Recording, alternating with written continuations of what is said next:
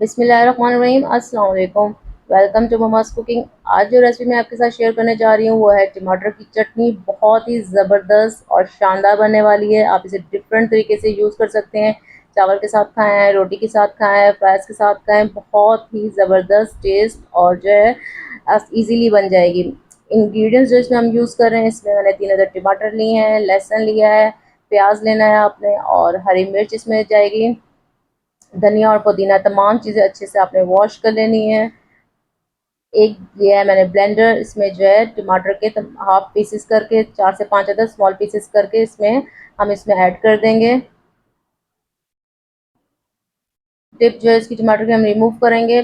बहुत ही ज़बरदस्त ये बनेगी, स्पेशली गर्मियों में जो है बहुत ही जो है हल्की होती है, ठंडी होती है, तो आप इसे लाजमी जो है बनाइएगा। 3 अदर टमाटर मैंने स्मॉल पीसेस करके डाल दिए हैं। लहसुन जो है इसे मैंने 4 से 5 अदर जो है पीसेस डाले हैं। प्याज को मैंने 4 से 5 अदर के पीसेस कर दिए हैं। हरी मिर्च ऐड किए 3 अदर। धनिया और पुदीना जो है अच्छे से आपने वॉश करना है। वॉश करने के बाद इसमें ऐड कर देना है। धनिया पुदीने में बहुत ज़्यादा रेत होती है, डस्ट होती है, इसके लिए अच्छे से इसको वॉश करना है आपने। इसको हम क्या करेंगे, ब्लेंड कर लेंगे।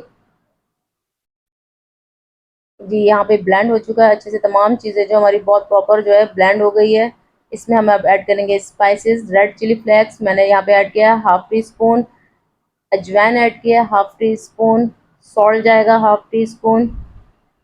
साथ में हम यहाँ ऐड करेंगे सौंफ हाफ टी स्पून। इससे इसका जायका बहुत ज़बरदस्त खुशबू और हाजमेदार ये चटनी बनेगी। ऑयल ले लेना है 2 टेबल स्पून जितना जो है आपने इसमें ऑयल ऐड करना है। ऑयल जो है थोड़ा सा गर्म हो जाए तो उसमें हम ज़ीरा ऐड करेंगे। ज़ीरा को जो हमने थोड़ा सा फ्राई कर लेना है, लाइट गोल्डन कलर आ जाए तो जो हम लोगों ने पल्प रेडी किया था उसको इसमें हम ऐड करेंगे।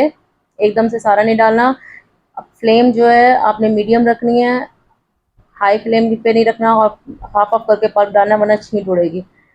इस तरीके से हम जो है इसके अंदर हमने पानी जो है थोड़ा सा ऐड किया था, और टमाटर का जो अपना पानी है उसको हम लोगों ने यहाँ पे पका लेना है ताकि तमाम पानी जो है इसका रिमूव हो जाए, और जो है हमारी चटनी जो है हम इसको प्रिजर्व भी कर सकते हैं काफ़ी दिन के लिए। जब पानी रिमूव हो जाएगा, ये पक जाएगी, तो आप इसको 10 से 15 दिन के लिए भी फ्रिज में आराम से प्रिजर्व कर सकते हैं, सेव कर सकते हैं, ख़राब नहीं होगी।